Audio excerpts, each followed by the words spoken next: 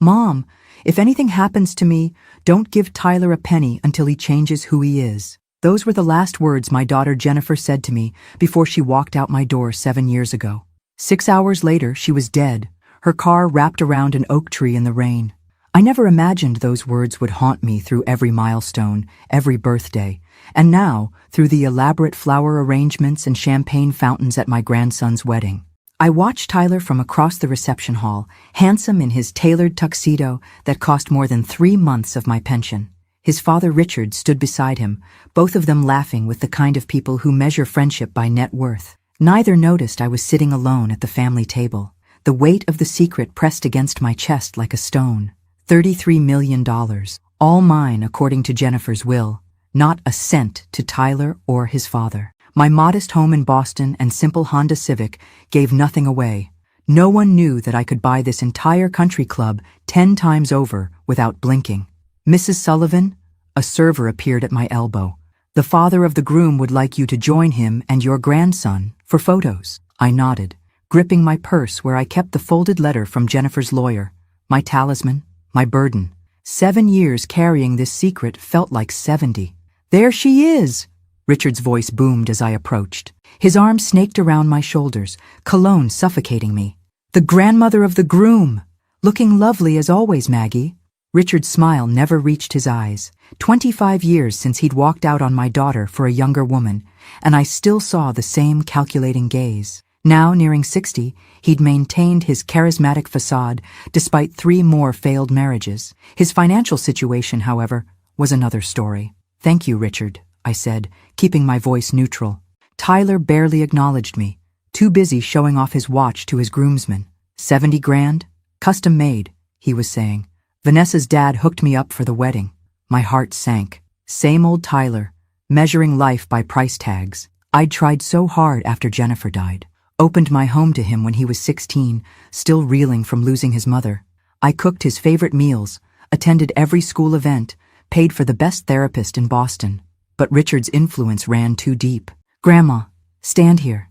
Tyler positioned me like a prop, his hands cold on my shoulders. For a flicker of a moment, I saw Jennifer in his eyes, same deep blue, same tiny fleck of gold near the pupil. Then it was gone, replaced by that familiar, entitled stare. The photographer snapped several photos, and I forced a smile. Did they have any idea what I was hiding? That Jennifer had seen right through both of them? "Excuse me." I stepped away as soon as the photos finished, needing air. Outside on the terrace, overlooking manicured gardens, I unfolded Jennifer's letter again. The paper had grown thin from handling. "Mom, I've watched Tyler become more like Richard every year. The materialism, the manipulation, the belief that money is the answer to everything. I failed him as a mother. Maybe I worked too much after the divorce. Maybe I was too lenient. But I can't let my life's work fund the same emptiness that Richard embodies. You're the only one I trust. Use your wisdom. If Tyler ever truly changes, you'll know." Beautiful ceremony, wasn't it? I startled, quickly folding the letter. A young woman in a bridesmaid's dress stood nearby, Vanessa's sister, Emma. "Yes, lovely," I managed. Vanessa spent months planning every detail. Emma leaned against the railing. Though she fought with Tyler about the cost, did you know she wanted something smaller? She actually wanted to donate half the wedding budget to the community center where she volunteers. My attention sharpened. "I didn't know that." Emma laughed softly. "That's my sister. She keeps the volunteer work quiet, says it's not about recognition." She glanced back toward the reception. Between us, I was surprised when she fell for Tyler. They seemed so different. Before I could respond, a commotion erupted inside. Through the terrace doors, I saw Richard swaying on his feet, pointing angrily at Vanessa's father. Tyler was trying to pull him away, embarrassment etched on his face. "Oh no," Emma whispered. "Mr. Sullivan has been drinking since noon." I watched as security discreetly approached. Richard's voice carried across the terrace. "You think you're better than me? I built everything from nothing. When Tyler gets his mother's money, we'll show you what real wealth looks like." My blood turned to ice. How did Richard know about Jennifer's money? What had Tyler told him? Before I could continue my conversation with Emma, I need to tell you something important. If you want to hear more stories like this one, without ads, delivered straight to your phone even without internet, just check out the pinned comment. As I rushed back inside, one thought hammered in my mind. Jennifer had been right all along, and now, the secret I'd kept for 7 years was about to explode, right in the middle of my grandson's wedding. The wedding coordinator intercepted me before I could reach Richard, her smile professional but strained. "Mrs. Sullivan, we're handling the situation. Perhaps you could join the bride's family for the cake cutting. It's starting in 5 minutes." Over her shoulder, I watched security discreetly escorting Richard toward a side room. Tyler stood frozen, his face a mask of fury and humiliation. Our eyes met across the room, and for the first time that day, he actually saw me. The silent plea in his expression transported me back 7 years, to the 16-year-old boy sobbing in my arms after the police confirmed Jennifer's death. "I'll be right there," I told the coordinator. As I made my way across the ballroom, snippets of whispered conversations reached me. "Did you hear what Richard said about money? Always thought Tyler came from wealth. Mother died in some accident." The weight of Jennifer's secret pressed heavier with each step. If they only knew. The stock investment my daughter had made 15 years ago in a small tech startup had exploded beyond anyone's expectations after her death. Add to that her life insurance policy and the settlement from the accident. $33 million sitting in accounts that only I could access. "Mrs. Sullivan." Vanessa appeared before me, radiant in her designer gown, despite the tension in the air. "I'm so sorry about what just happened." I studied my new granddaughter-in-law's face, searching for signs of the compassionate woman Emma had described. At 23, Vanessa Carter Sullivan came from one of Boston's oldest banking families. When Tyler first introduced us, I'd assumed she was just another trophy for him to acquire. Beautiful, well-connected, perfect for his social climbing ambitions. "Not your fault, dear," I said, patting her hand. "Richard has always been difficult." Something flickered in her eyes. Understanding, perhaps? "Tyler's gone to calm him down. He asked if we could delay the cake cutting." "Of course." She hesitated, then lowered her voice. "Tyler never talks about his mother. What was she like?" The question caught me off guard. In the 3 years Tyler and Vanessa had been dating, had he really never spoken about Jennifer? She was... My voice caught. How to describe my brilliant, fierce daughter to the wife of the son who barely remembered her? Jennifer was extraordinary, a financial analyst who worked her way up from nothing.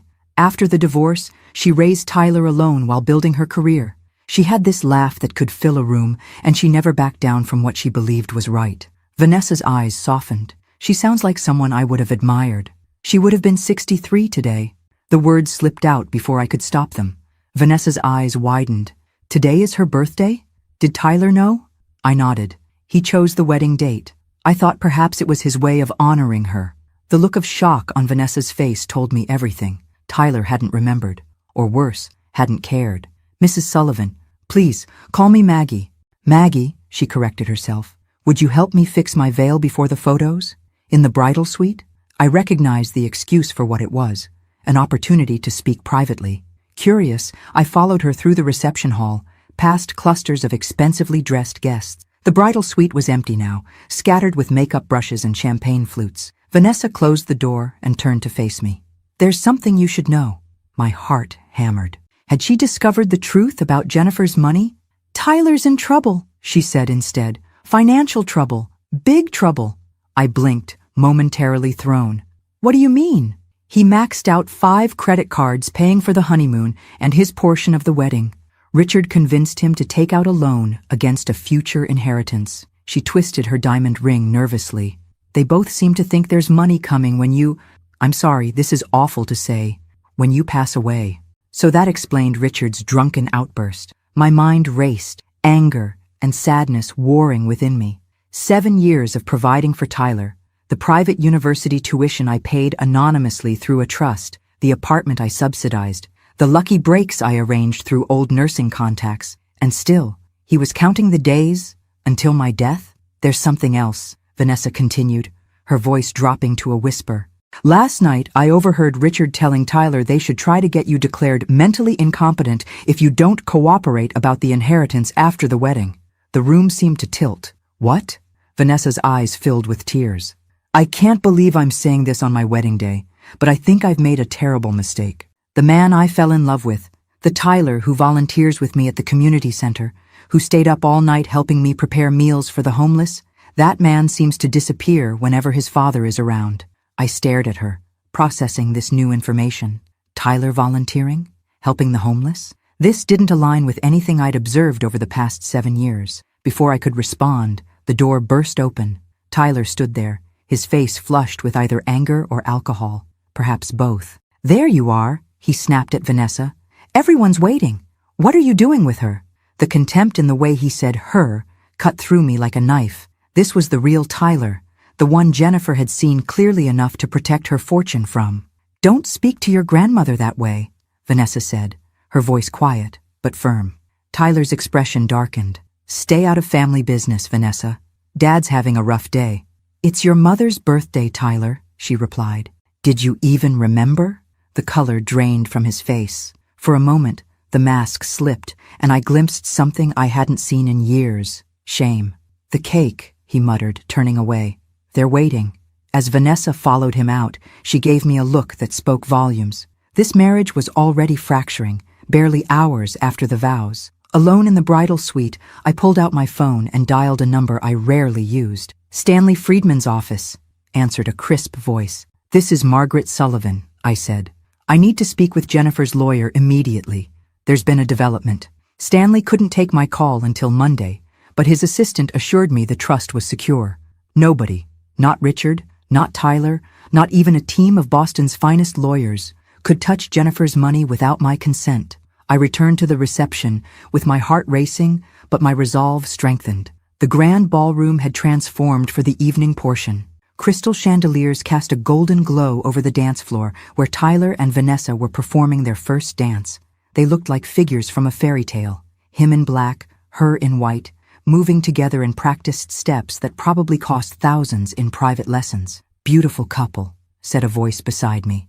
Vanessa's father, William Carter, offered me a glass of champagne. Unlike Richard's flashy ostentation, William exuded old money confidence. "Shame about Tyler's father causing a scene. Richard has always been theatrical," I replied, accepting the drink. William's eyebrow rose slightly. "That's a diplomatic way of putting it." He lowered his voice. "Between us, I had concerns about this match. Vanessa has always had, shall we say, a social conscience that doesn't typically align with the Sullivan men's reputation." The comment surprised me. "You know Richard well. We've crossed paths in business." Nothing positive. His expression remained carefully neutral. "I respect my daughter's choices, but a father worries, especially when he hears rumors about gambling debts and borrowed money." My fingers tightened around the champagne flute. "Gambling?" William looked momentarily uncomfortable, as if he'd said too much. "Perhaps I'm misinformed. Excuse me, my wife is signaling me." He departed smoothly, leaving me with another piece of the puzzle. Gambling would explain Tyler's financial troubles, despite his well-paying job at an investment firm, a position I strongly suspected Richard had secured for him through dubious connections. The music changed, and guests flooded the dance floor. I retreated to a quiet corner, observing the celebration with growing unease. Richard had reappeared, seemingly sobered up, working the room with his trademark charm. I watched him approach several of William Carter's business associates, clapping shoulders and laughing too loudly. "May I have this dance?" I turned to find a gentleman about my age, distinguished in his tuxedo, hand extended politely. "Robert Winters," he introduced himself, "friend of the bride's family." "Margaret Sullivan," I replied, taking his hand after a moment's hesitation. "Grandmother of the groom." As we moved to the dance floor, Robert proved himself an accomplished dancer. "I hope you don't mind my forwardness," he said. "You looked like you could use a rescue from your thoughts." I smiled despite myself. "That obvious?" I recognized the look of someone carrying a heavy burden. I wore it myself for years after my wife passed. There was no pity in his tone, just understanding. For a moment, I allowed myself to relax into the dance, grateful for the respite from the tension. "I knew your daughter," he said after a moment, his words nearly stopping my heart. "Jennifer Sullivan, right? Brilliant analyst. She consulted for my firm about 12 years ago." My steps faltered. "You knew Jennifer?" Robert nodded. "She had a remarkable mind for investment strategy. Saved our company millions with her recommendations." His expression grew thoughtful. "I lost track of her after she left the industry. Someone mentioned she had passed, and I was deeply sorry to hear it." "Car accident," I said automatically, the words rehearsed from years of condolences. 7 years ago. A terrible loss. She spoke about you often, you know, with great admiration. Tears threatened at the corners of my eyes. I'd grown so accustomed to being invisible at family gatherings, to Tyler's dismissive attitude, that I'd forgotten how it felt to be seen. Did she ever mention— I began, then stopped myself. What was I doing? Interrogating a stranger at my grandson's wedding? But Robert seemed to understand what I couldn't ask. If you're wondering whether she mentioned her investment in Horizon Tech, yes, she did. Jennifer was one of the earliest investors. Smart move that would have paid off substantially. My blood ran cold. How much did this man know? It's actually why I approached you, Robert continued, his voice dropping. I recognized you from a photo in her office. When I saw you here, looking so troubled, I wondered if perhaps her son inherited that investment. Young people often mismanage sudden wealth. The dance ended before I could respond, which was fortunate since I had no idea what to say. Robert escorted me back to my table, handed me a business card, and disappeared into the crowd, leaving me shaken. I needed air. Slipping out a side door, I found myself in a small garden illuminated by twinkling lights. To my surprise, I wasn't alone. Vanessa sat on a stone bench, still in her wedding gown, staring at her phone. She looked up as I approached, hastily wiping her eyes. Maggie, I'm sorry, I just needed a minute. Are you all right? I asked, though the answer was obvious. No, she admitted with a sad laugh. My wedding day, and I'm hiding in a garden from my own husband. I sat beside her, careful of her dress. What happened? Tyler's upset because I refused to ask my father for money tonight. He says they need it for an opportunity Richard found. She shook her head. I told him we agreed. No financial discussions on our wedding day. And he said I clearly didn't understand how the real world works, that his father has connections that could set us up for life if we act now. Her voice hardened. Then he said maybe he should have married someone who supported his ambitions instead of someone who wastes time serving soup to junkies. The cruelty sounded exactly like something Richard would say. I'm so sorry, Vanessa. He wasn't always like this, she whispered. When we met in college, Tyler was different. Struggling with his classes, working part-time at the campus cafe, he seemed genuine, vulnerable. She twisted her ring. The community service was his idea, you know. Said his mother used to volunteer, and he wanted to honor her memory. I stared at her in disbelief. Tyler said that? She nodded. The more successful he became at his job, the more time he spent with Richard, the more he changed. It was subtle at first. Designer clothes, expensive restaurants. Then came the gambling. So William was right, I murmured. My father knows? She looked mortified. Tyler promised he'd stopped months ago. A text lit up her phone.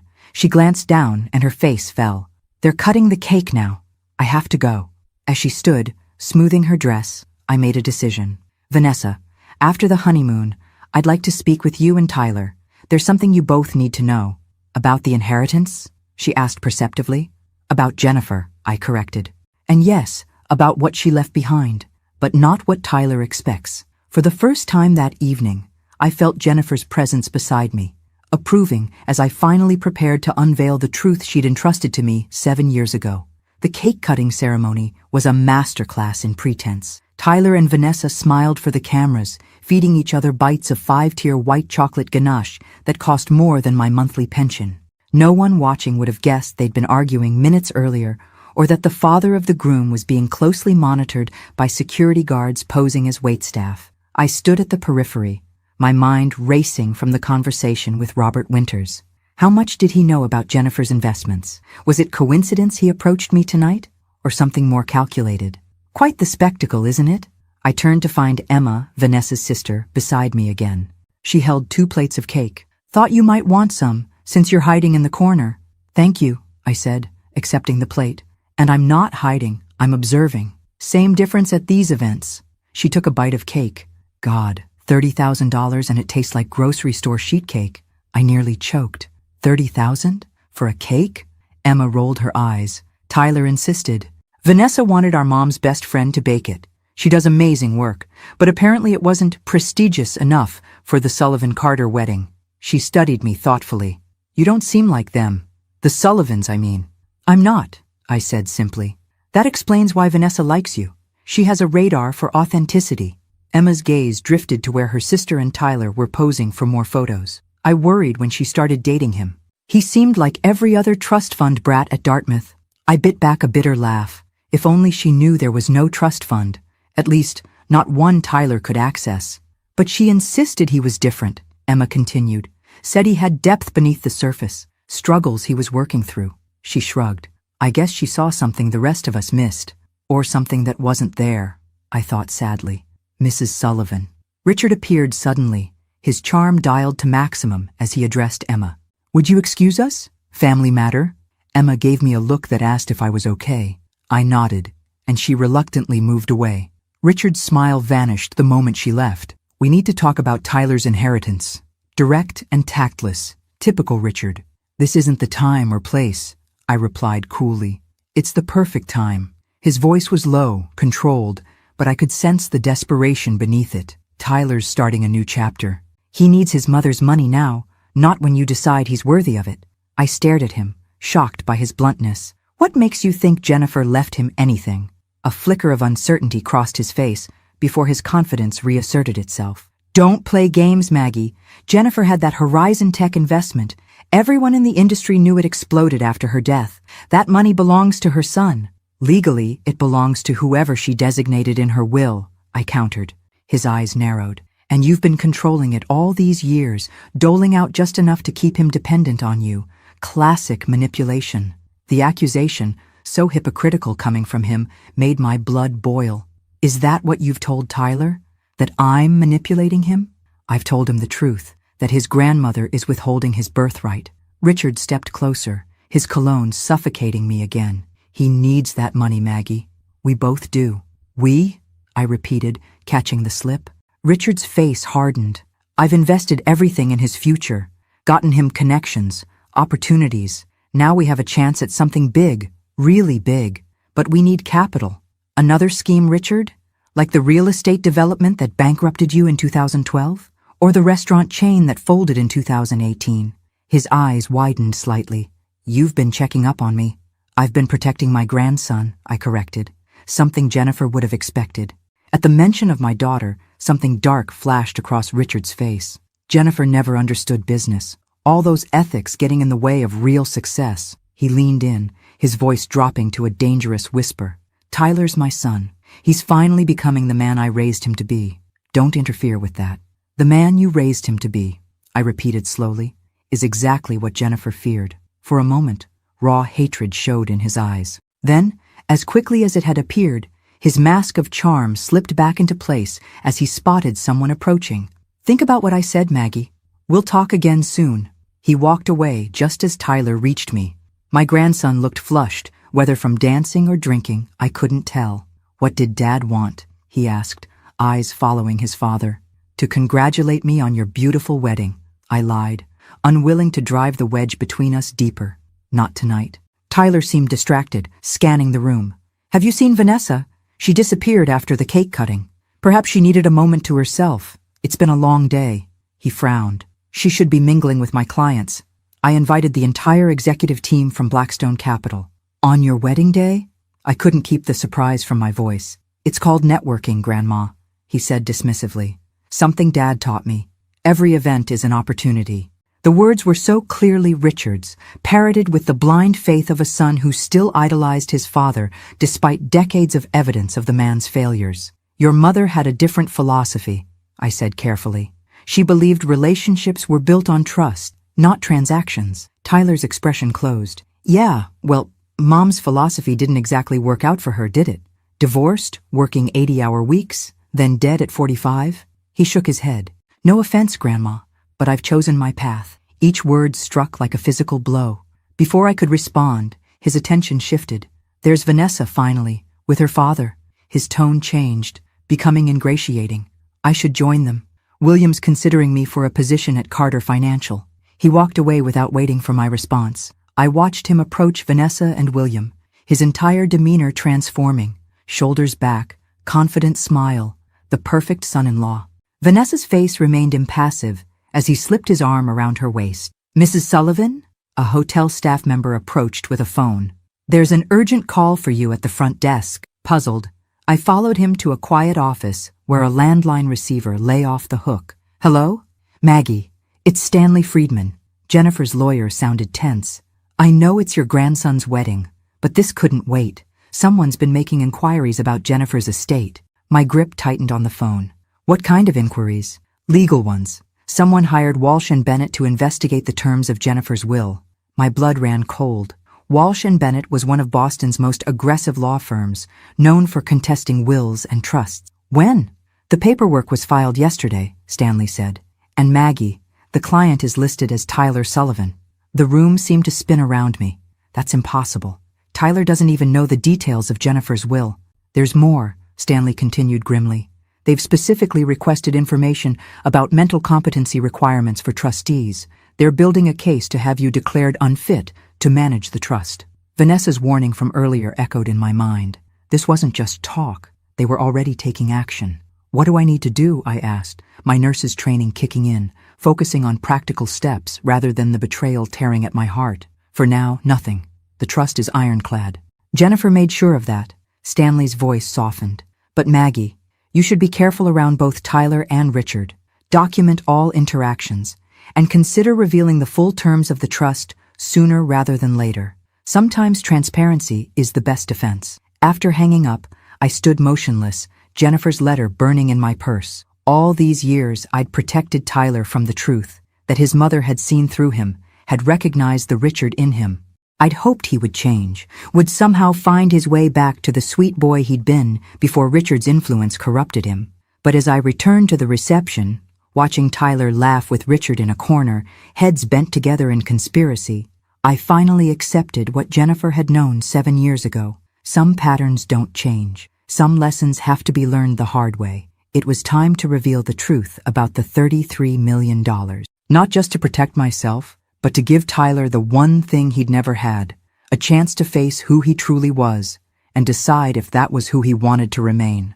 The brunch the day after the wedding was smaller, more intimate, just family and the wedding party gathered in a private dining room at the Carter estate. I'd barely slept, Stanley's warning playing on repeat in my mind.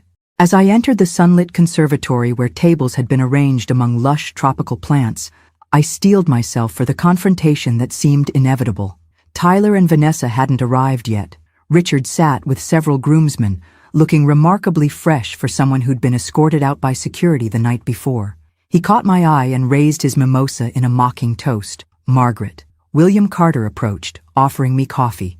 I hope you found your accommodations comfortable. Very. Thank you. The Carters had insisted on putting me up in their guest house rather than the hotel where other guests stayed. I'd been touched by the gesture, but now wondered if William had his own reasons for keeping me close. I wonder if we might speak privately before the young couple arrives, he said, confirming my suspicion. I followed him to a stone terrace overlooking immaculate gardens. For a moment, neither of us spoke, sipping our coffee and watching gardeners trim hedges in the distance. I should tell you, William finally said, that I knew Jennifer. Another revelation. Was there anyone at this wedding who hadn't been keeping secrets about my daughter? We weren't close, he clarified, seeing my expression. We served on a charity board together about 10 years ago, education for underprivileged children. He smiled faintly. She was formidable, challenged our conventional approaches, made us uncomfortable in the best way. I felt a surge of pride. That sounded exactly like Jennifer. When Vanessa started dating her son, I didn't make the connection immediately. Sullivan is a common name. William set down his cup. Once I realized, I looked into Tyler more carefully, his background, his relationship with his father. And, I prompted when he paused, and I found concerning patterns. His gaze was direct.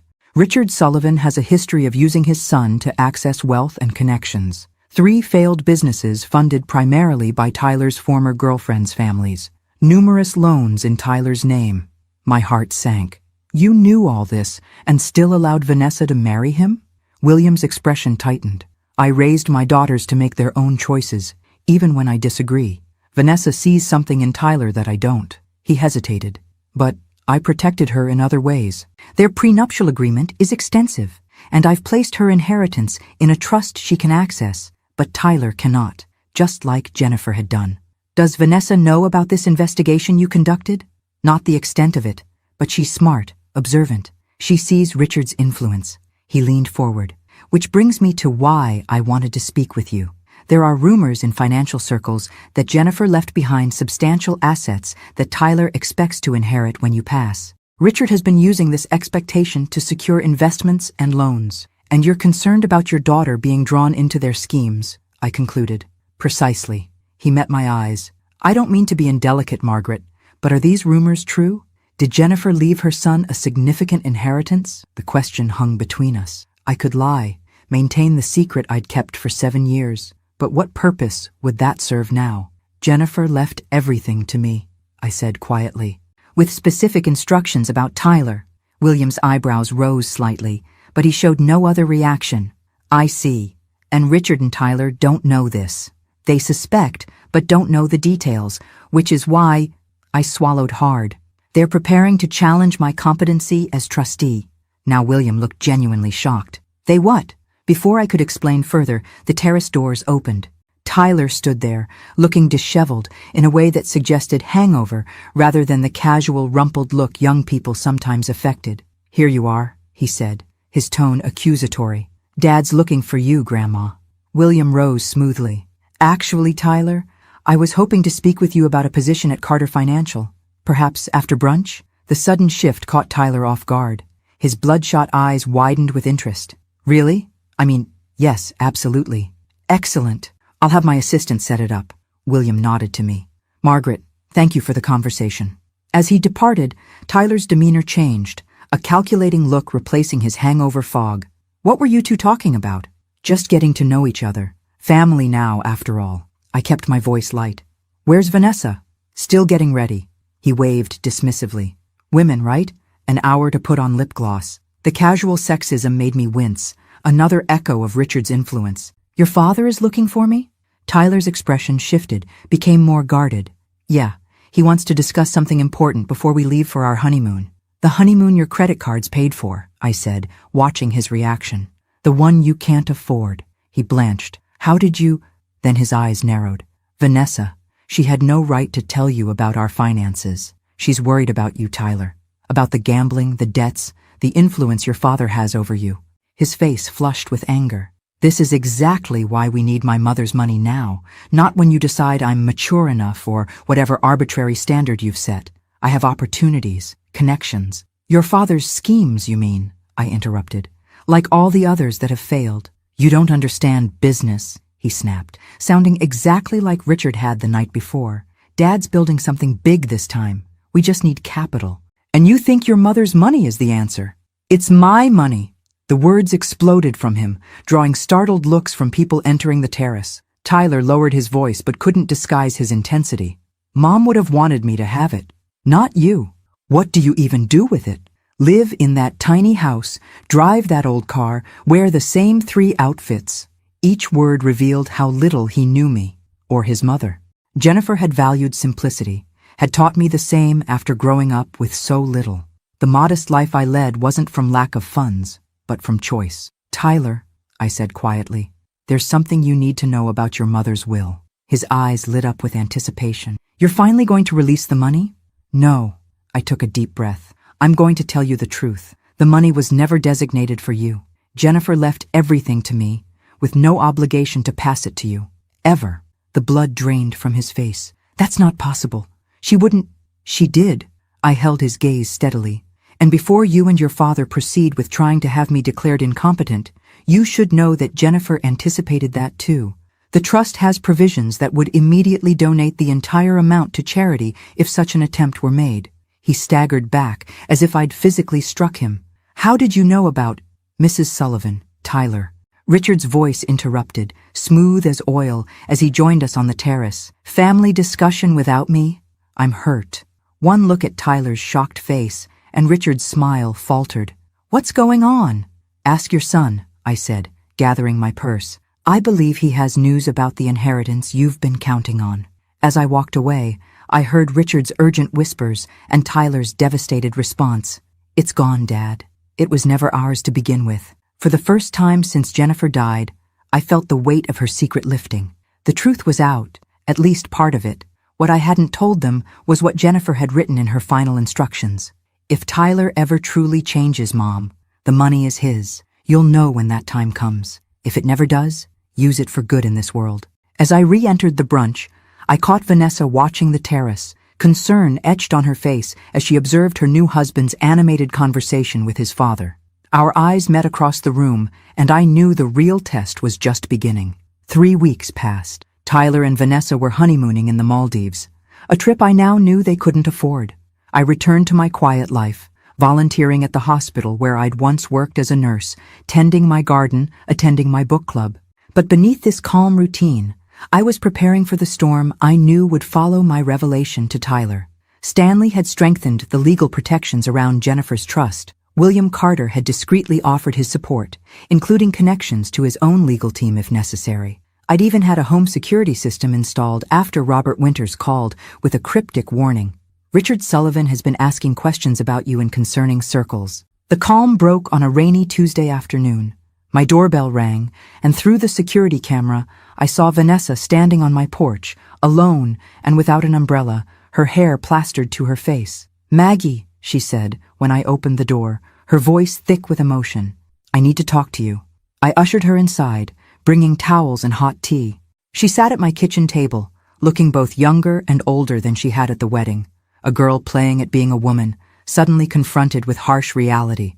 "Tyler told me everything," she said finally, cradling the mug between her hands. "About Jennifer's money, about what you told him at the brunch." She met my eyes. "Is it true? Did his mother really leave him nothing?" "She left him nothing directly," I confirmed. "She left everything to me." "Why?" The simple question contained so much bewilderment. "He's her son." I considered how to answer, how much to reveal. Jennifer watched Tyler growing up, being shaped by Richard's values. She was afraid of what unlimited money would do to him if he got it too young, without earning it. "So it was about teaching him responsibility?" "Partly," I said carefully, "and partly about protection. For Tyler, from himself." Vanessa stared into her tea. "The honeymoon was awful," she said abruptly. "Tyler was on the phone with Richard constantly. They fought, then plotted, then fought again. Tyler barely spoke to me, except to ask if my father might invest in their new venture." My heart ached for her. "I'm sorry, Vanessa." When we got back yesterday, Richard was waiting at our apartment. They talked for hours in Tyler's office. I heard shouting. She looked up, her eyes red-rimmed but dry. "This morning, Tyler told me he's hired lawyers to contest the will. He says you manipulated Jennifer when she was vulnerable, that the money should rightfully be his." I'd expected this, but it still hurt. "And what do you think?" "I think," she said slowly, "that Tyler's not the man I thought I married." She twisted her wedding ring. "The community center called yesterday. Tyler resigned from volunteering, said he couldn't waste time on charity cases anymore." The cruelty of the statement, so reminiscent of Richard, made me wince. "There's something else," Vanessa continued. "Tyler doesn't know I heard, but Richard was talking about other ways to accelerate the inheritance timeline. It scared me, Maggie, the way he said it." She leaned forward. "I don't think you're safe." A chill ran through me. "You think they'd harm me? I don't know what they're capable of anymore," she whispered. "Richard has a hold over Tyler I don't understand. It's like he becomes a different person around his father." We sat in silence, the rain drumming against the windows. Finally, I made a decision. "There's something you should see." I went to my bedroom and returned with Jennifer's letter, the paper soft from years of handling. This is what Jennifer wrote to accompany her will. I've never shown it to anyone. Vanessa took it with trembling hands. As she read, her expression shifted from curiosity to shock, then to profound sadness. "Mom, I've watched Tyler become more like Richard every year. I've tried everything to break Richard's influence. The money would only accelerate Tyler's worst tendencies, but I haven't given up hope entirely. If he ever truly changes, if he finds his way back to the values I tried to teach him, you'll know. And then, Mom, the money is his to use wisely. Until then, protect him from himself, and protect yourself from both of them." She knew, Vanessa whispered. She saw exactly what would happen. "Jennifer was insightful," I said, "and she loved Tyler, even when she couldn't reach him." Vanessa carefully refolded the letter. "What will you do now?" "Defend the trust, as Jennifer asked, and hope." "Hope for what?" "That Tyler finds his way back, that he chooses to be more than Richard's son." Vanessa's phone buzzed with a text. Her face tightened as she read it. "Tyler wants me home. They're meeting with the lawyers." She stood, smoothing her still damp clothes. "I need to think about what to do next." As I walked her to the door, she turned suddenly. The money, all those millions. What do you do with it, Maggie? Do you just leave it sitting in accounts? I smiled faintly. Jennifer was very specific about that too. Half the income goes to foundations supporting victims of domestic abuse, Jennifer's private passion. The other half funds scholarships for low-income students, in Tyler's name, though he doesn't know it. I paused. And yes, some sits untouched, growing, waiting for Tyler to become the man his mother hoped he could be. Something shifted in Vanessa's expression. You never intended to keep it all. It was never about the money, I said gently. It was about what it would do to him. After she left, I called Stanley to warn him about the impending legal challenge. Then I called William Carter. They're moving forward with contesting the will, I told him. And Vanessa is concerned they might try other methods. William's response was immediate. Pack a bag. I'm sending a car. You'll stay at our guest house until this is resolved. I can't impose. Margaret, he interrupted firmly. Jennifer protected her son from his worst instincts. Allow me to protect her mother from the consequences. 3 hours later, I was settled in the Carters' guest house, the same one I'd stayed in after the wedding. As evening fell, I sat on the terrace watching lights come on across the estate grounds. My phone rang, a number I didn't recognize. Mrs. Sullivan? The voice was familiar, but I couldn't place it. It's Robert Winters. I hope you don't mind me calling. I got your number from a mutual acquaintance. I tensed. What do you want, Mr. Winters? To warn you. His tone was grave.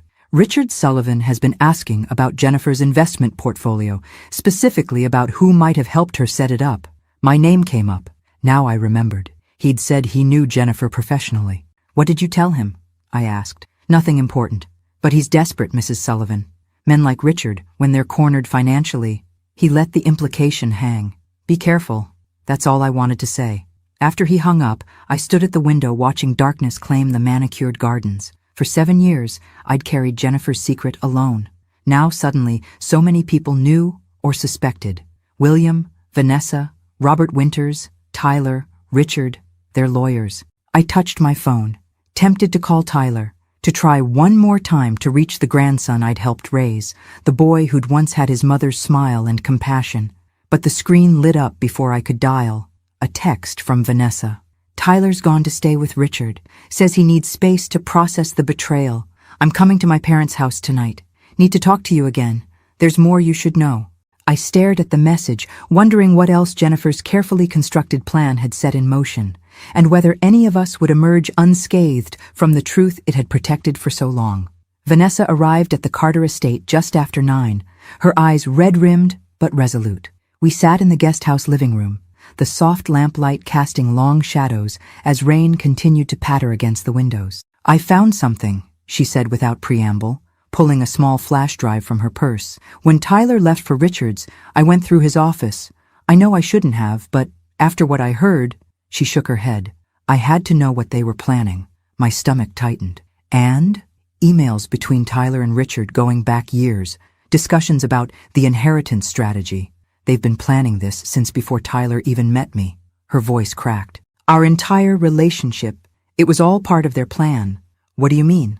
She plugged the drive into her laptop. Richard knew my family had connections to financial circles Jennifer had worked in. They thought I might have information or access to people who did. She opened a file and turned the screen toward me. Read this. From 3 years ago, right when Tyler and I started dating. The email from Richard to Tyler made my blood run cold. The Carter girl is perfect. Her father knows everyone in Boston finance. Get close to her, charm her family. Someone in their circle must know where Jennifer hid the money. Don't blow this like you did with the Peterson girl. Remember, eyes on the prize. $33 is worth a few dinners with boring socialites. Tyler's response was equally disturbing. Already on it. She's actually into all that volunteer crap Mom used to do. Playing along is annoying but working. Her sister's suspicious though. Keeping my distance from that one. I looked up, momentarily speechless. The calculated deception went beyond anything I'd imagined. There's more, Vanessa said, her voice hollow. Hundreds of emails, plans to contest the will once they had enough information, discussions about having you declared incompetent. She swallowed hard. And contingency plans if legal means failed. What kind of contingency plans? I asked, though I feared I knew the answer. Nothing explicitly threatening. They were careful about that. but references to accelerating the timeline and removing obstacles that are chilling. She closed the laptop. I've copied everything. My father's lawyers are reviewing it now. I sat back, trying to process the extent of the betrayal, not just of me, but of Vanessa. I'm so sorry, I said finally, that you were drawn into this. I feel such a fool, she whispered. I really believed he changed for me. That the volunteering, the interest in social causes, all of it was genuine. We believe what we need to believe about the people we love, I said gently. I did the same with Tyler for years. She looked up sharply. But you saw through him eventually. Jennifer did too. Why couldn't I? Because you have a generous heart, and because Tyler is very much his father's son, charming when he needs to be, convincing in his deceptions. I reached out to take her hand. Jennifer saw it because she lived with Richard for years. I saw it because I watched it develop. Vanessa wiped away a tear. What do we do now? We protect ourselves, I said firmly, and we follow Jennifer's plan, which has worked exactly as she intended so far. What do you mean? Jennifer knew that one day the truth would force Tyler to confront who he really is, who he's chosen to become. That moment has arrived. I stood, suddenly feeling every one of my 68 years. The question now is whether Tyler will continue down Richard's path or finally find his way back. After everything in these emails, do you still believe he can change? She asked incredulously. I have to, I said simply. He's still Jennifer's son. The next morning brought clear skies and an unexpected visitor. Emma arrived at the guest house as I was having coffee on the terrace. Sorry to intrude, she said, looking uncomfortable. Dad asked me to check if you needed anything. That's very kind, but I'm fine, I assured her. She lingered, shifting her weight from one foot to another. Is it true? What Vanessa told us last night about Tyler and his father? I nodded. I'm afraid so. Emma's expression hardened. I knew it. From the first time I met him, something felt off. The way he watched everyone, calculated every interaction. She sat down across from me. Vanessa wouldn't listen. She said I was being judgmental, that Tyler had hidden depths. He does have depths, I said quietly, just not the kind she hoped for. She's devastated. Dad's talking about annulment, but she won't discuss it yet. Emma studied me with curious intensity. Why aren't you more angry? They were literally plotting against you. It was a fair question. I've had 7 years to prepare for this moment. Jennifer warned me it would come. She sounds like she was remarkable. She was. I smiled at the memory of my fierce, principled daughter. And she'd be grateful for how your family has supported Vanessa through this. Emma's phone chimed with a text. Her expression changed as she read it. Oh no. What is it? Tyler's here, at the main house. He's demanding to see Vanessa. I rose immediately. No, Emma said firmly. Dad and our security team are handling it. You should stay here where it's safe. But I was already gathering my things. Emma, I've been avoiding this confrontation for 7 years. It's time. She looked like she wanted to argue, but instead offered her arm. Then I'm coming with you. We walked briskly across the expansive grounds toward the main house. Even from a distance, I could hear raised voices. As we rounded a hedge, the scene came into view. Tyler standing at the front entrance, gesturing angrily as William Carter blocked the doorway. 2 security guards stood nearby, alert, but not yet intervening. My wife! Tyler was shouting. You can't keep her from me. She doesn't want to see you, William replied, his voice controlled but firm. I suggest you leave before this becomes more embarrassing for everyone. This is her fault, isn't it? Tyler jabbed a finger toward me as Emma and I approached, filling Vanessa's head with lies about me and my dad. William turned, alarm crossing his face when he saw us. Margaret, you shouldn't be here. Emma, take her back to the guest house. But I gently disengaged from Emma's arm and stepped forward. It's all right, William. Tyler and I are overdue for an honest conversation. Tyler's face was flushed with anger, his hair disheveled. He looked like he hadn't slept. Honest? That's rich coming from you. You've been lying to me my entire life about my mother's money. Your mother made her decisions based on what she knew of your character, I said calmly, and your actions since then have only confirmed her judgment. He flinched as if struck. You turned Vanessa against me, made her spy on me, steal private communications. No one turned me against you, Tyler. You did that yourself. Vanessa's voice came from the doorway. She stood there, pale but composed, her father moving aside to let her through. I found those emails because I was worried about you. About what you and Richard were planning. Tyler's expression shifted, the anger momentarily replaced by calculation. Babe, you don't understand. Dad gets carried away sometimes with how he phrases things. We were just trying to protect what's rightfully mine. By deceiving me? By using me to get to Maggie? Vanessa's voice trembled. The volunteer work, the interest in my causes, was any of it real? A flicker of shame crossed Tyler's face before hardening again. I did what I had to do. That money belongs to me. It's my birthright. Money isn't a birthright, I said quietly. It's a responsibility. One your mother didn't believe you were ready for. Because you poisoned her against me, he shouted, losing control again. Just like you've poisoned Vanessa. William stepped forward. That's enough. You need to leave now, Tyler. Not without my wife. Vanessa shook her head. I'm not going anywhere with you. Not until I figure out if there's anything left between us worth saving. Something dangerous flashed in Tyler's eyes. This isn't over. Any of it. He looked directly at me. Dad was right about you all along. You've manipulated everyone, turned them against us. But we'll get what's ours. As he stormed off toward his car, Vanessa let out a shaky breath. I've never seen him like that. I have, I said softly.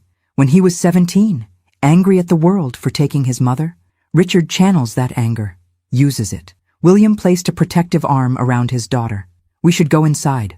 The lawyers will be here soon to discuss options. As we turned toward the house, I glanced back at Tyler's retreating figure and felt a profound sadness wash over me. In trying to protect him from himself, had Jennifer's plan only pushed him further into Richard's toxic influence? Or was this confrontation exactly what needed to happen, the breaking point before any healing could begin? Either way, the battle lines were now clearly drawn, and I knew with cold certainty that Richard wouldn't stop until he had what he believed was his due, even if it meant destroying what remained of his son's integrity to get it. The next 2 days passed in a blur of legal consultations and security precautions. William's team discovered that Richard had substantial gambling debts to dangerous people, explaining his increasing desperation. Vanessa filed for a temporary restraining order after Tyler showed up at her office, causing a scene. And I sat through hours of depositions, defending Jennifer's will against accusations that I had exercised undue influence over my dying daughter. By Friday evening, I was exhausted. I sat alone in the guest house, watching darkness fall over the Carter estate, when my phone rang. The number was blocked. Hello? I answered cautiously. Mrs. Sullivan. The familiar voice of Robert Winters caught me by surprise. I need to see you. It's urgent. Mr. Winters, I don't think... It's about Jennifer, he interrupted, and about Richard. I have information you need to hear in person. I hesitated, recalling William's warnings about trusting anyone connected to this situation. I'm not at home. I know. You're at the Carter estate. When I remained silent, he added, Richard has been monitoring your movements. That's part of what I need to tell you. A chill ran through me. How do I know I can trust you? Jennifer called you Magpie when she was little, he said softly. Because you collected shiny things, sea glass, buttons, coins with unusual dates. My breath caught. No one knew that nickname except Jennifer. How could you possibly? I'll explain everything. Meet me at the public garden near the Carter estate. 1 hour. Come alone. The line went dead before I could respond. Every instinct told me not to go, that it could be a trap. But the mention of that childhood nickname, something so private, so personal, gnawed at me. After 15 minutes of internal debate, I made a decision. I wouldn't go alone. William was reluctant, but understood when I explained. My head of security will be nearby, out of sight, he assured me. Emma insisted on driving you. She'll stay in the car at a distance. Thank you, I said, touched by their concern. I know this isn't your fight. He smiled grimly. Richard Sullivan made it our fight when he used my daughter in his schemes. The public garden was nearly empty as dusk deepened into night. A few couples strolled along distant paths, enjoying the warm evening. I sat on a bench near the central fountain as instructed, Emma's car visible in the parking lot beyond. Mrs. Sullivan. I startled, turning to find Robert Winters settling beside me. He looked more haggard than at the wedding, his expensive suit slightly rumpled. Thank you for coming, he said. I know it was asking a lot, given the circumstances. How did you know about Magpie? I demanded. He smiled faintly. Jennifer told me. We were closer than I implied at the wedding. Understanding dawned. You were involved with my daughter. He nodded. For nearly 2 years, before her accident.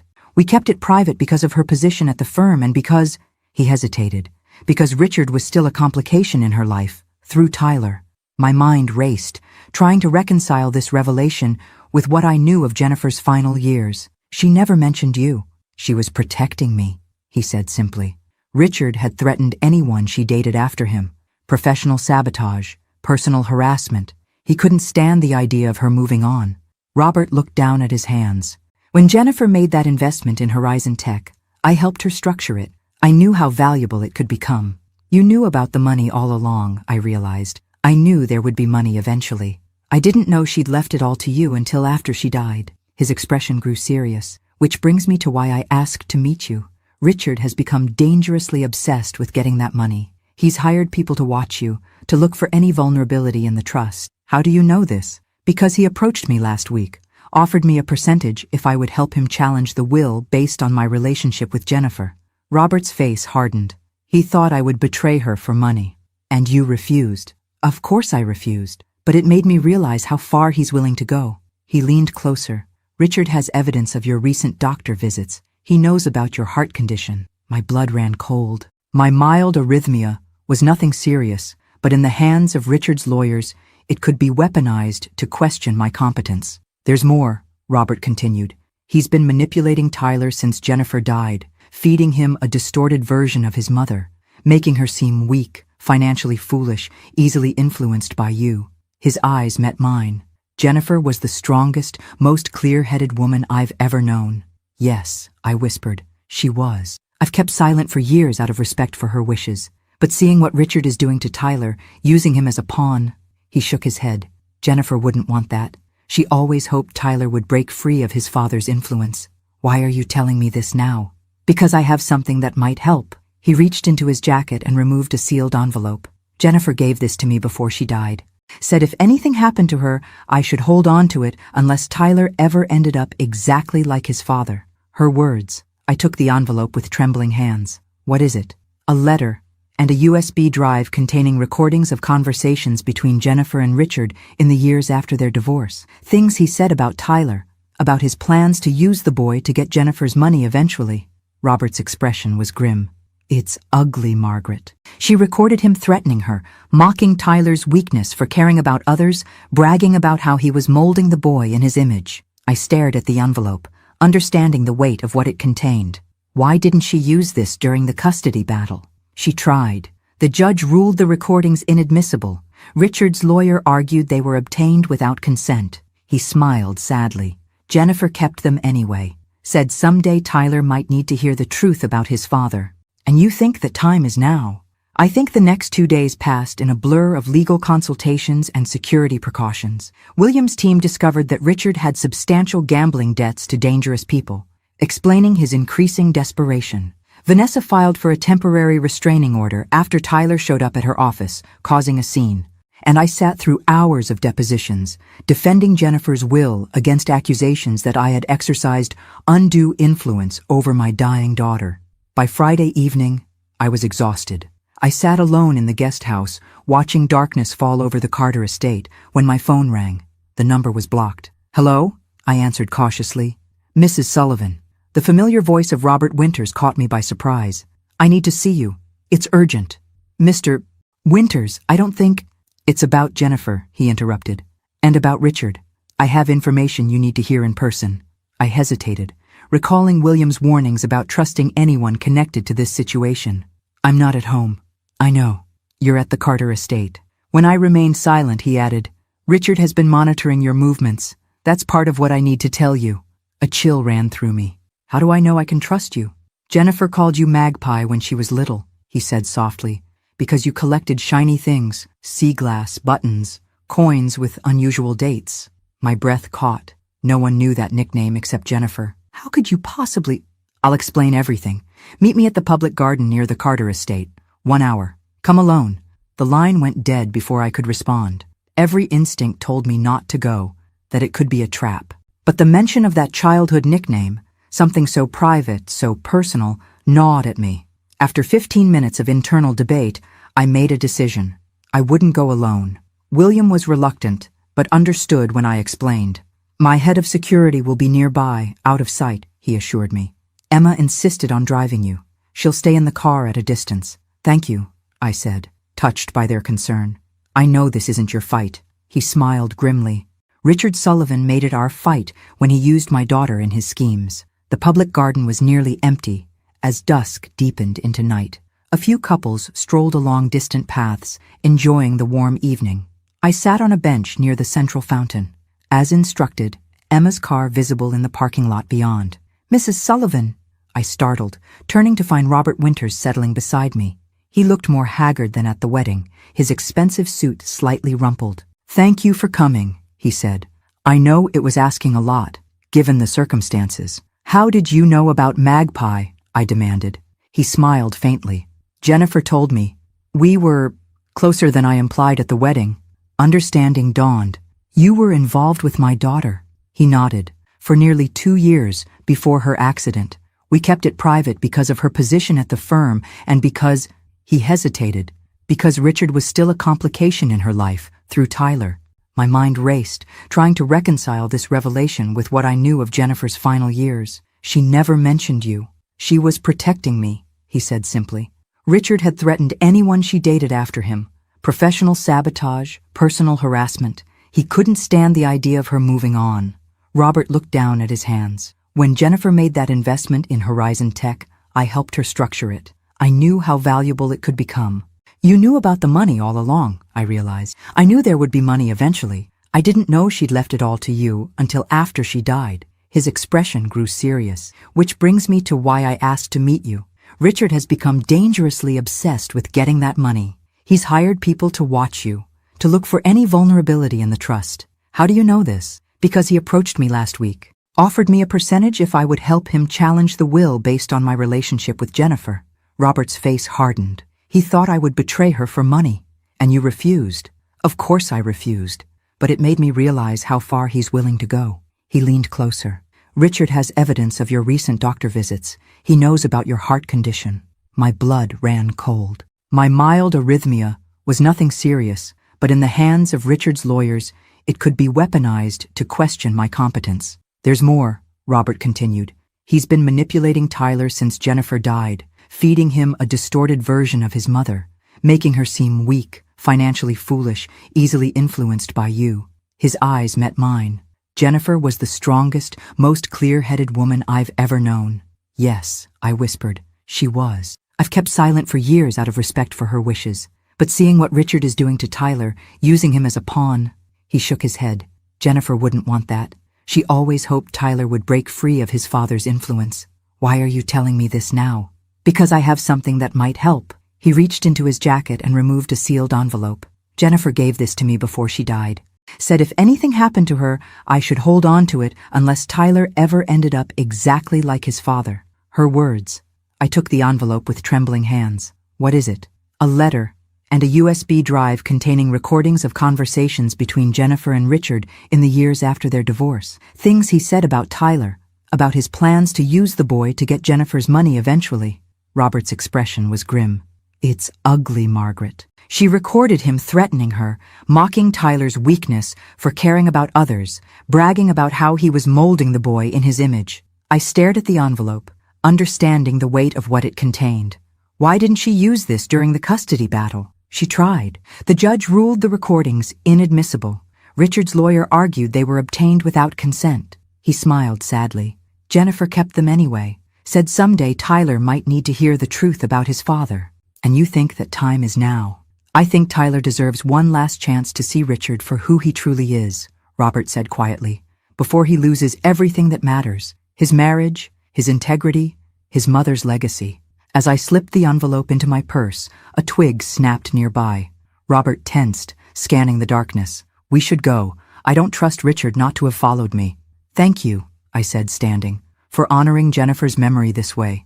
He nodded, his expression softening. She was the love of my life, Margaret. I couldn't save her, but perhaps we can still save her son.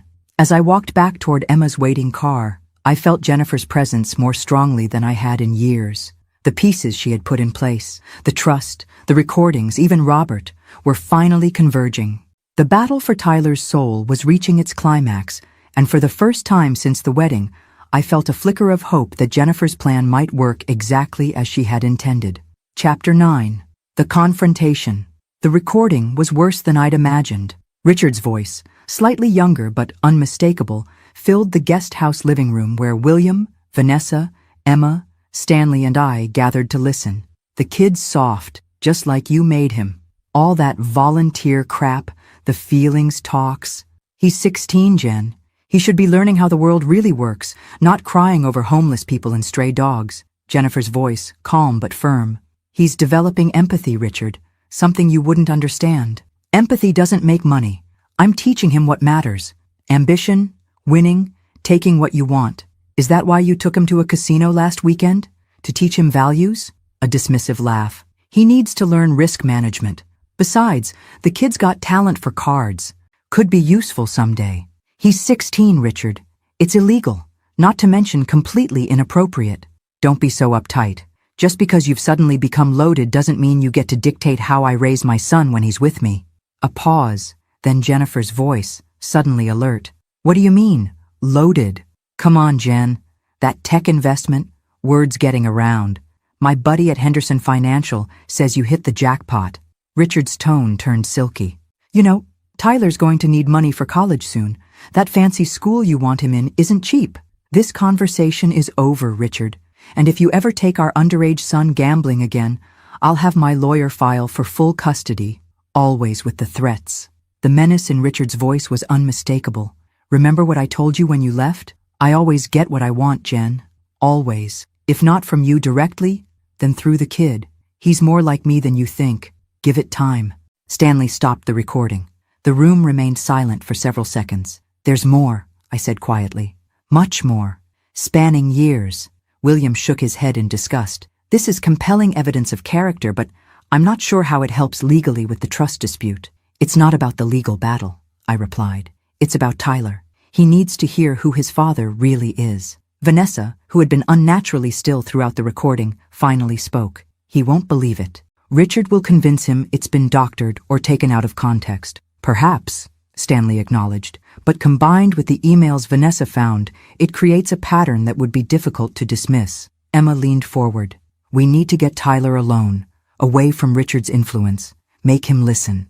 He won't come here, Vanessa said. And I can't go to Richard's, the restraining order. I thought for a moment. There's one place he might meet me. Somewhere meaningful to both of us. The next morning I sent Tyler a text. I'm at Jennifer's grave. Come alone if you want to know the whole truth about your mother's will.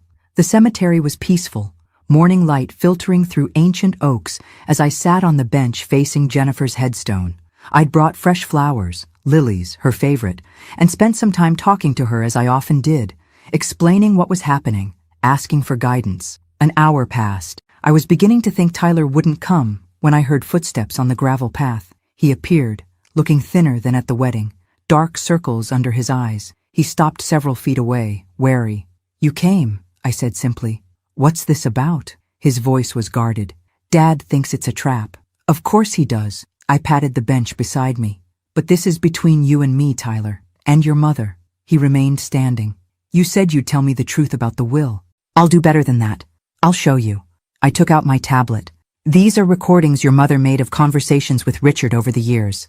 Before you decide to continue this legal battle, you should hear them. Suspicion flashed in his eyes. More manipulations? Did you fake these to turn me against Dad? Tyler, look at me. I held his gaze steadily. I have never lied to you. Not about Jennifer. Not about the money. Not about anything. Can Richard say the same? Something flickered in his expression. Doubt, perhaps. Wordlessly, he sat beside me, leaving space between us. I handed him earbuds and the tablet. Listen, then decide. For the next 40 minutes, Tyler sat motionless, his face increasingly pale as he listened to his father's words, the dismissive comments about Tyler's weakness, the plans to use him to access Jennifer's money, the gradual strategy to shape him into Richard's image. Most damning was a recording from when Tyler was 17, shortly after Jennifer's death. The timing's actually perfect, Richard told someone. Kid's devastated, totally malleable. Give me 5 years, and he'll be exactly where I need him. Married into money, positioned for success, and convinced his mother's fortune belongs to him. Maggie won't stand a chance. When the recordings finally ended, Tyler sat frozen, staring at Jennifer's headstone. I remained silent, giving him space to process. "Is there more?" he finally asked, his voice hollow. "Yes, but I think you've heard enough to understand." He removed the earbuds, his movements mechanical. "Why didn't you show me these years ago?" Jennifer left instructions. The recordings were to be kept private unless you were fully under Richard's influence and at risk of losing yourself completely. I touched his hand gently. "She always hoped you'd find your own way, without needing to hear these ugly truths." Tyler's breathing became ragged, his control slipping. I trusted him. Everything I've done, college, career, even marrying Vanessa, all guided by him. "I know," I said softly. "Was anything he ever told me true?" His voice cracked. "About Mom? About you? About anything?" "Your father is a man who creates his own reality, Tyler. He believes whatever serves his interests." Tyler stood abruptly, pacing before the grave. "The things I've done, the person I've become." He looked at me, really looked at me, perhaps for the first time in years. "I threatened you, my own grandmother. I was going to have you declared incompetent, because he convinced me you'd stolen what was mine. You were a child when Jennifer died," I said gently. "Richard was the parent you had left. It's natural you trusted him. Stop making excuses for me." The words burst from him. "I'm not a child anymore. I've made my own choices." He gestured toward the tablet. "Even after hearing all that, part of me still wants to defend him. What does that say about me?" I stood, closing the distance between us. "It says you're loyal, that despite everything, you wanted to believe in your father's love." Tyler turned away, his shoulders shaking. I waited, giving him the dignity of privacy in his grief. When he finally turned back, his face was wet but composed. "What happens now?" he asked. "That depends on you. The legal proceedings, the money, your marriage, all of it hinges on what you decide to do next." He looked at his mother's grave, then back at me. "I need time, to think, to figure out who I am without his voice in my head." I nodded, understanding. "Take all the time you need." As we walked back toward the cemetery gates, Tyler stopped suddenly. "Grandma!" The term, unused for so long, caught me by surprise. "Yes? Did Mom ever give up on me? Really give up?" I thought of Jennifer's letter, the provision that the money would be Tyler's if he ever truly changed. "Never," I said truthfully. "She believed in the man you could become, even when she feared the man you were becoming." He nodded once, eyes distant. "I need to see Vanessa, to tell her, I don't know, something true for once." As I watched him walk to his car, I felt Jennifer's presence beside me again, her voice almost audible on the cemetery breeze. "This is just the beginning, Mom. The hardest part comes next." I knew she was right. Tyler had heard the truth, but facing it, truly facing the years of manipulation and his own complicity, would be a longer, more painful journey. Whether he had the courage to take it remained to be seen. 6 months passed. Autumn turned to winter, and Boston disappeared under blankets of snow that transformed the city into something quieter, more contemplative. I moved back to my modest house, though William insisted on maintaining the security system he'd installed. Tyler dropped the legal challenge to Jennifer's will 3 days after our cemetery meeting. Richard, furious at what he perceived as betrayal, launched his own lawsuit, but quickly withdrew it when his lawyers realized the trust's provisions would indeed trigger automatic donation of the entire amount to charity if challenged on grounds of my competency. Vanessa and Tyler separated, but didn't immediately divorce. They began counseling, individually at first, then together. I kept my distance, allowing them space to determine their own path forward without my influence. Richard, facing mounting gambling debts and abandoned by the investors he'd promised a share of Jennifer's fortune, left Boston. Tyler told me he'd resurfaced in Las Vegas, working for a third-rate casino, spinning new schemes for fresh marks. As for Tyler himself, the change was gradual but profound. He quit his position at the investment firm and, after weeks of soul-searching, approached the community center where he'd once volunteered with Vanessa. He started small, sorting donations, serving meals, listening to the stories of those who'd fallen through society's cracks. No one there knew about the inheritance drama or his connection to wealth. He was just Tyler, the quiet volunteer who stayed late to help clean up.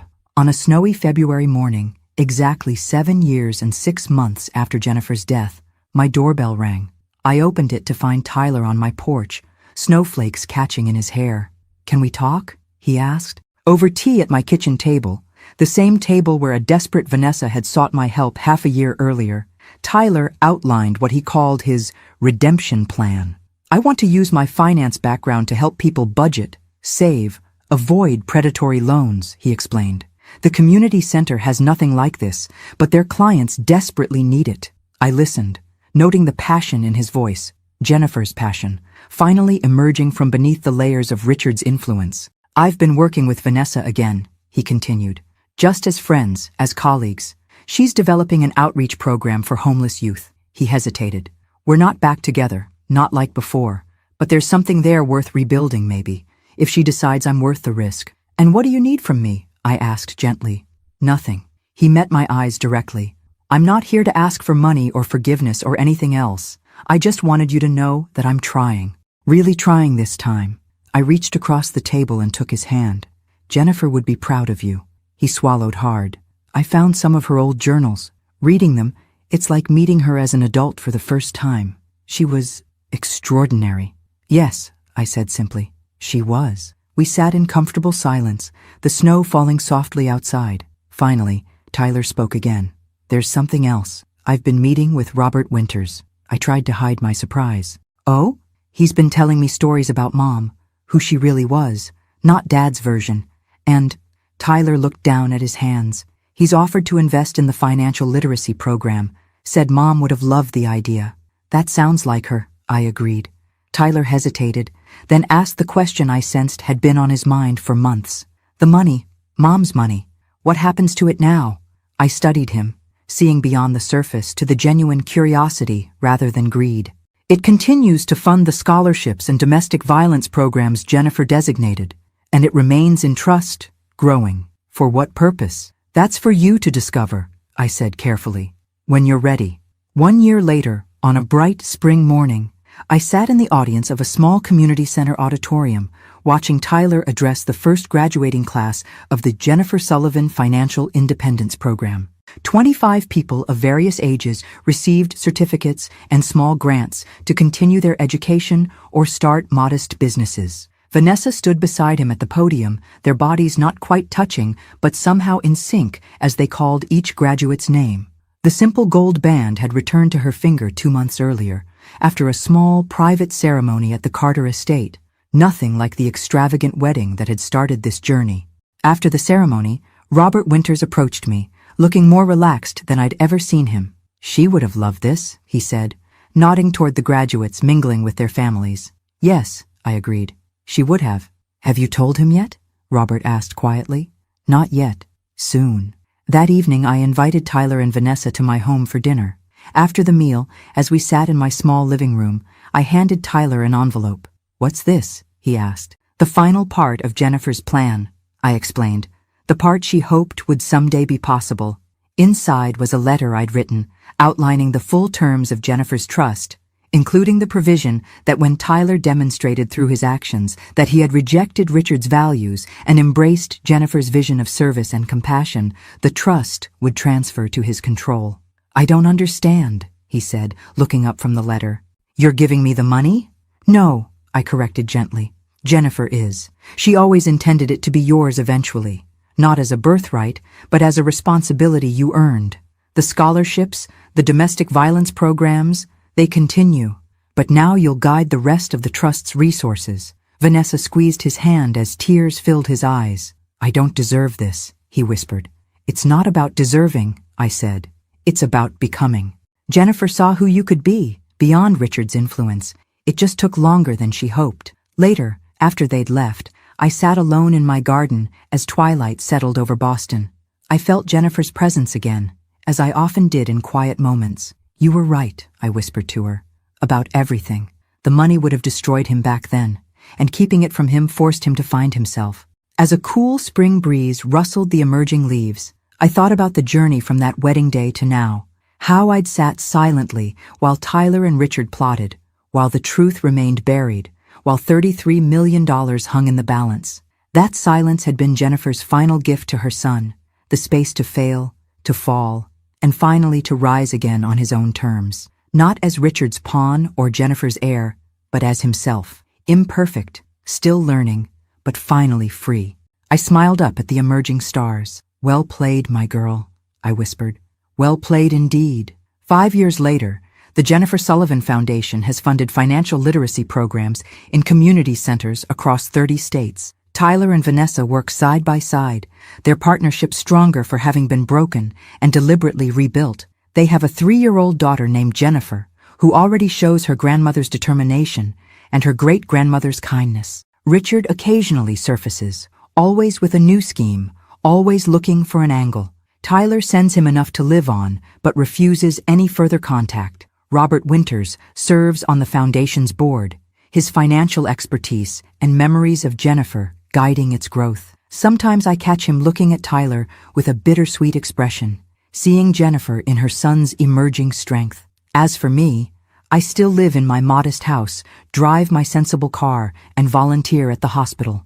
The neighbors have no idea that the quiet retired nurse on their street helped manage a multi-million-dollar trust for nearly a decade, or that my grandson now oversees one of the fastest-growing charitable foundations in the country.